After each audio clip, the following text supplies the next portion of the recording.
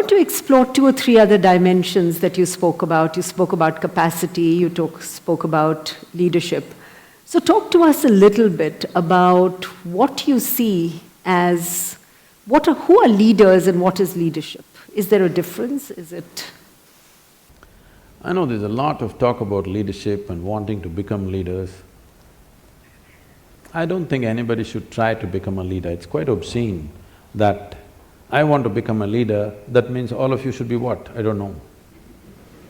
I don't know what you would like to call yourself. It's not about you wanting to become a leader or someone wanting to become a leader. Because of a certain thing that you have done within yourself, or a certain level of observation, or a certain intelligence, or a certain experience, you are able to see something that most people are not able to see. The moment you're able to see something, then people will naturally look up to you as a leader because you're seeing something that they cannot see. And if you become a leader, there are many ways to become a leader. You can get elected, you can get selected, you can work it, you can pull other people down and become a leader, or simply people will rise you as a leader because they see that either you're able to see something or you're able to do something which they themselves cannot do.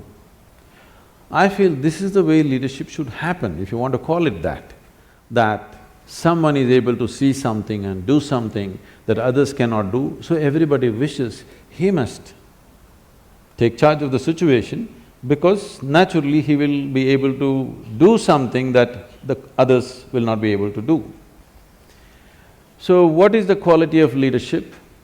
Leadership means once you sit on a perch, you better see clearer than others, otherwise you'll make a ridiculous fool of yourself.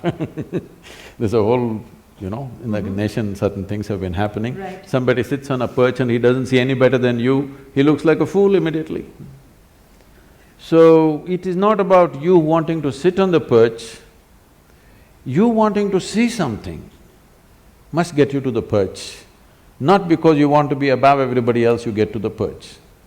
So what is the quality of a leader? I don't think there's any particular quality. One thing is, a leader means his sense of life is beyond himself. It's not about… his sense of identity is beyond himself. Somebody becomes a leader because he's willing to think and feel and act for more people than himself. If you act for yourself, you're called self-centered. If you just act for the sake of two or three people you gather in the form of family, you are named as Dhritarashtra. There are modern names for that. If you identify yourself with the entire nation or the world, you'll be looked at in a different way.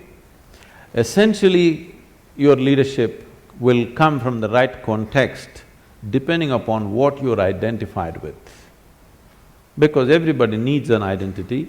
What sort of identity have you taken will determine the context and the quality of your leadership.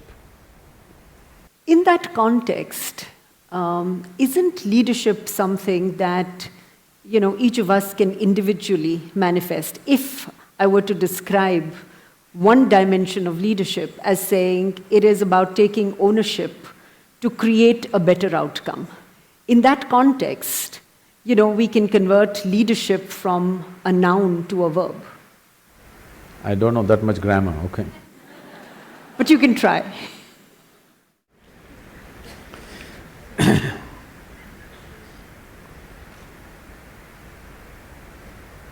See, whatever we do, every human activity, the purpose of an activity is to produce something. Production may be a safety pin, a computer, love, joy, health, well-being, it doesn't matter what. We want to produce something. When we act, we want it to be effective. How small an act or how big an act is not the important. We want something to happen effectively, which means it's a question of efficiency, it's a question of with how little, how much more you could do. That's what makes you… because all of us have the same amount of time in a day. People always tell me, Sadhguru, you had such a long day. I said, unfortunately there's no long day, God, they give me only 24 hours. I would like to bargain for more, but it's not happening.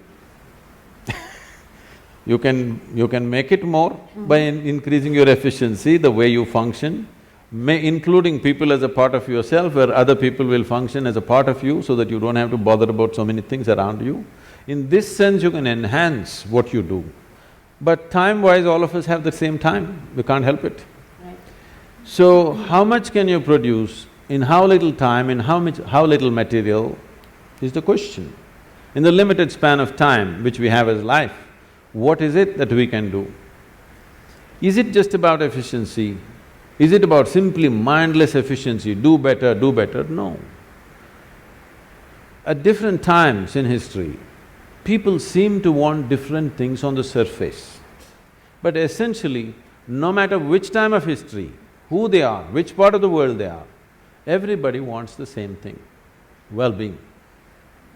But their idea of well-being, everybody has their idea how to get there, but everybody wants well-being, no question about that.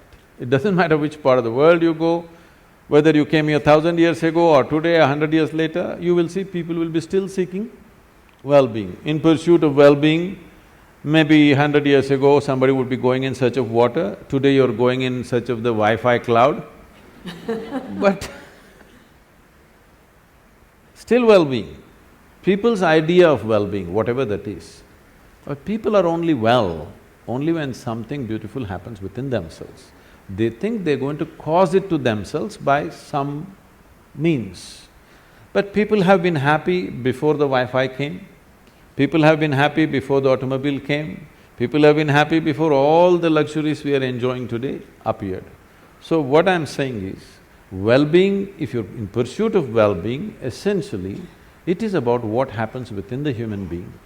What happens within the human being, in the name of so many things, I don't want to name all the things, in the name of so many things, what we call as family, society, and another world which we call as corporate world all these things we created, these are all different names or different mechanisms that we believe will bring well-being to us.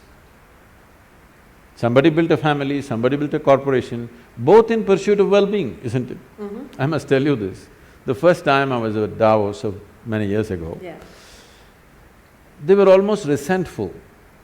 Why… what is a mystic doing an economic summit? A particular CEO who was in charge of a top computer manufacturing company, 3 months later they got sold out to the Chinese. We can guess who they were. So he was very resentful. What are you doing here? Then I told him, see, what's your business? He said, I do computers. So see, whether you manufacture a computer or a safety pin or in between anything, fundamentally this is about human well-being. The basic business is human well-being. You may do it through your computer, somebody will produce safety pin, somebody will produce a cloth, somebody will produce something else.